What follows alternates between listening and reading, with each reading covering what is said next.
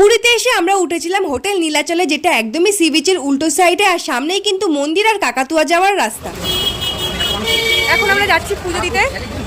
তো আমি মা তোমার দাদা ভাই এখন যাচ্ছি পুজো দিতে। ভিতরে তো ভিডিও করতে দেবে না, সেই জন্য এখানেই ভিডিও করছি। ভিতরে ফোন তো অ্যালাউ করবে না। তো এখন জগন্নাথ দেবের দর্শন করবো। হাঁটি হাঁটি পায়ে চলে এলাম মন্দিরের কাছে। এখন মন্দিরের ভেতরটায় প্রবেশ করব। দেখো মন্দিরের চারিদিকটা তোমাদের সাথে শেয়ার করছি, কেন ভিতরটা তো তোমাদের সাথে শেয়ার করতে পারবো না, এখানে ফোন অ্যালাউ করে না। তো বাইরেটা যতদূর সম্ভব তোমাদের সাথে শেয়ার করছি। দেখো চারিদিকটা কত সুন্দর, কত স্নিগ্ধ। মন্দিরে আসলে কিন্তু মন অনেক বেশি ভালো হয়ে যায়, অনেক সুন্দর হয়ে যায় মন। কেন এত স্নিগ্ধ পরিবেশে আসলে মন সত্যি খুব ভালো হয়ে যায়। এই যে পুরীর ধ্বজা, তোমাদেরকেও দর্শন করিয়ে দিলাম।